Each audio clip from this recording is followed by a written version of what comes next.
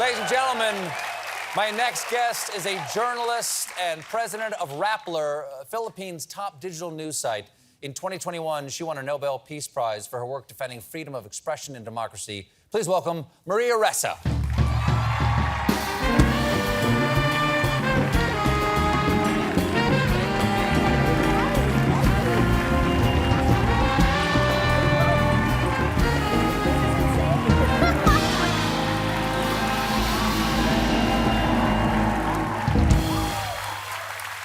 So it's so nice to meet you. So nice to have you on here. Thank you for having me. Thank you. This is incredible energy.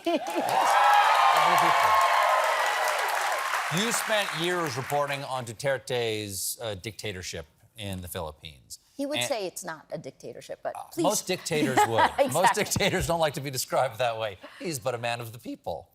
Now, you could also say bully. 10 arrest warrants, threatened with life in prison. And now you have a new book called How to Stand Up to a Dictator. That is an increasingly relevant topic across the world. How do you stand up to a dictator? Oh my God, Stephen. Look, I wrote a whole book about it. I mean, it's in the last page. He asked the question that took a whole book to respond to. Thumbnail sketch. Give me the overview like this. Tease me. So I think the first is that you don't really know what freedom means until you're about to lose it.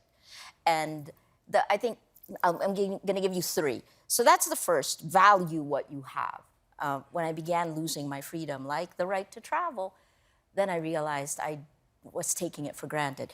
I think the second thing... Do you feel these? How do you know that these, when it's actually happening, are you aware of the freedoms going away, or does it catch up with you one day and they're gone?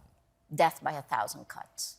Little pieces, like, you know, it's like you get a paper cut and you look away and it's bleeding. And I think what's happening to the body politic of democracy globally is that we're getting thousands of cuts and we're bleeding out and we don't notice it because each little cut is just tiny, but we keep moving and at some point we collapse. We're on the verge of that. Wait, I gotta tell you the second part. Second part is, I use this hashtag because we live on social media, hashtag hold the line, right? There are times, especially in my country, what happened is that, you know, it's almost like the government took a bulldozer and was trying to force us off the line that's defined by the Constitution.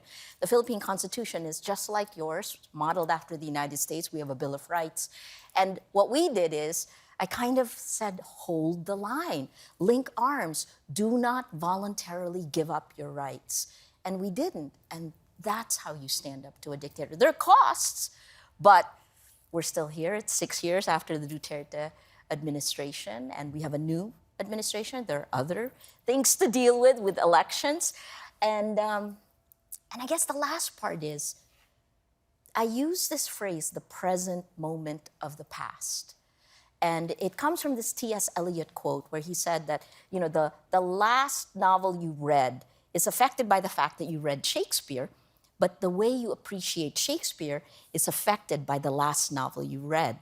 Now think about that as like your life experience and what we're living through in history. So things that looked good at the beginning with the present moment of the past may not look good. And that's kind of, those are the layers that I try to put on the book. Because in the end, it starts with what you believe in.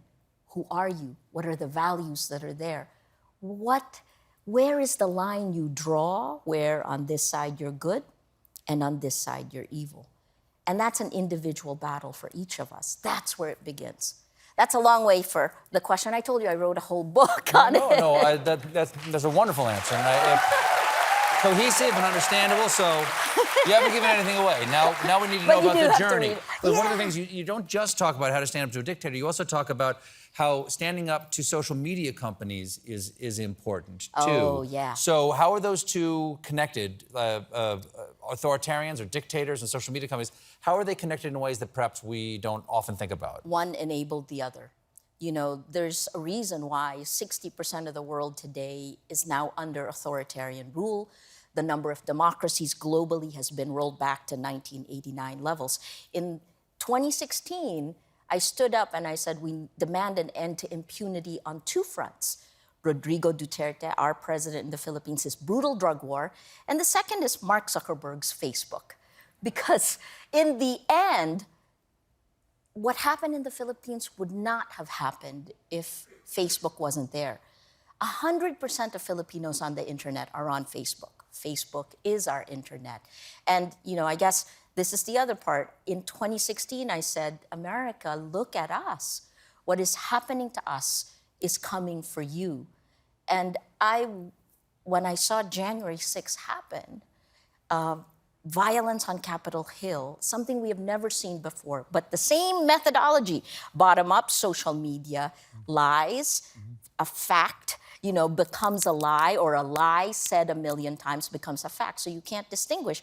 Then it comes top-down from the government, from the president himself, same methodology, and then you have no idea where truth lies, right? So in our case, what we saw is all of a sudden, society was splintering.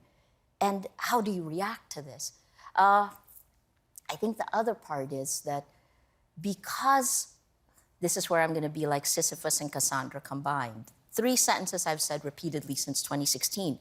If you don't have facts, you can't have truth. Without truth, you can't have trust. Without these 3, we have no shared reality.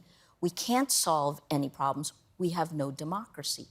That's what social media has done. It has come in and used free speech to stifle free speech, right? Well, there's a lot of talk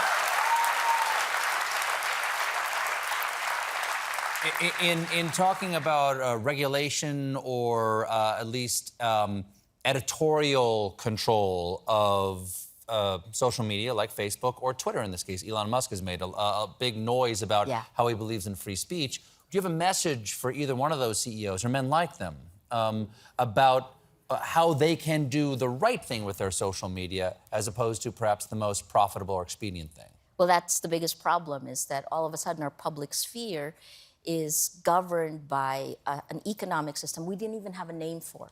Now, in 2019, it was named by Shoshana Zuboff, a Harvard emeritus professor. She called it surveillance capitalism.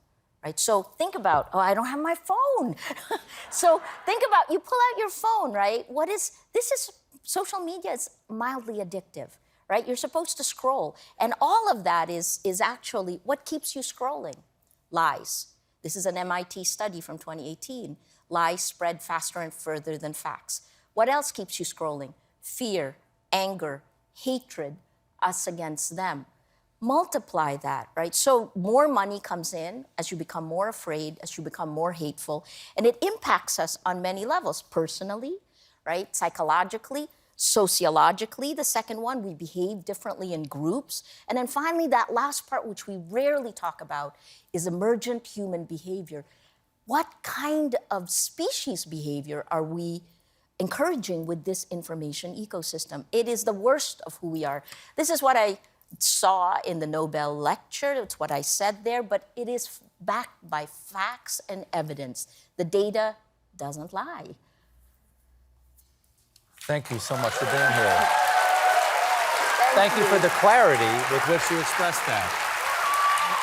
Her book, How to Stand Up to a Dictator, is available now. Maria Ressa, everybody. We'll be right back.